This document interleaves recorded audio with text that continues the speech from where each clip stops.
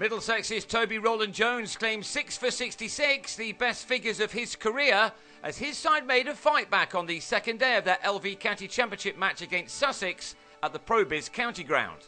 Sussex resumed on the second morning in a good position on 106 for 3, 64 runs behind Middlesex's 170 all out, and captain Ed Joyce soon secured the run he needed to complete his 119-ball half-century.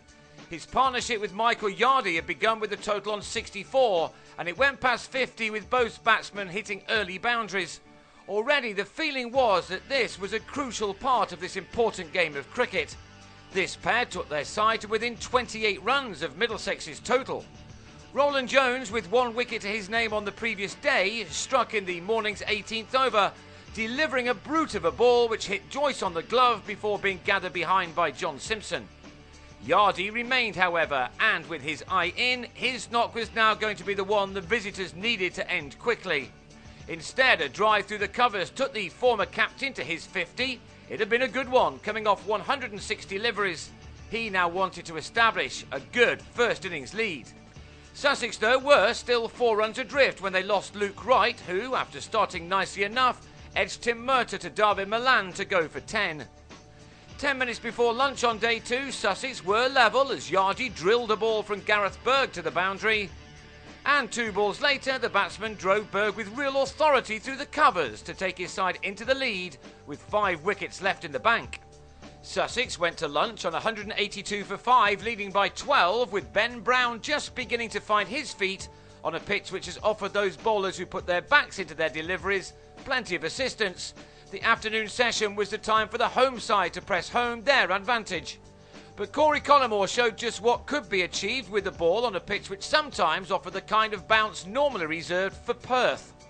Chris Rogers then took the second new ball, chucked it to Roland-Jones, who immediately found the edge of Brown's bat as he departed for 12 at 206 for 6. Yardy, however, looked in a determined mood, and he denied Middlesex any more success with the new cherry as he continued to frustrate the visitors.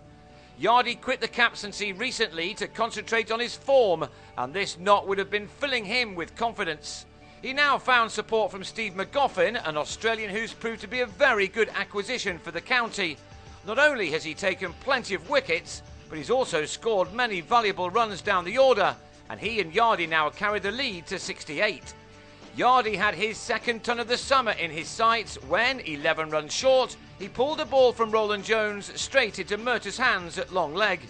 Having got rid of Yardy, Middlesex now badly needed to mop up the tail as soon as possible, but not for the first time in recent weeks. McGoffin and James Anyon combined to keep the scoreboard ticking over. In their last match against Worcestershire, it was these two who finally battered their side into a winning position. McGoffin should have gone on 26 but was missed in the slips by Milan off Berg. But that didn't prove to be overly costly as 9 runs later the big Aussie nicked a cut off Collymore behind to end an 8th wicket partnership of 43, which had now taken the lead to 111. But after tea, the Sussex innings ended with a flourish. Roland-Jones hit the top of Anyon's off stump as he went for 29 to give the bowler his 5th wicket.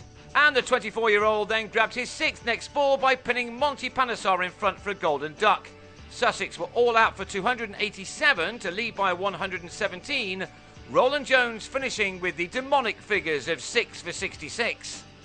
Given the pace of this Hove pitch, Chris Rogers now entered the fray with plenty of protective padding around the chest and ribs, but instead it was he who was soon handing out all the blows as he smashed one boundary after another, determined not to let Sussex stay ahead in this match for too long.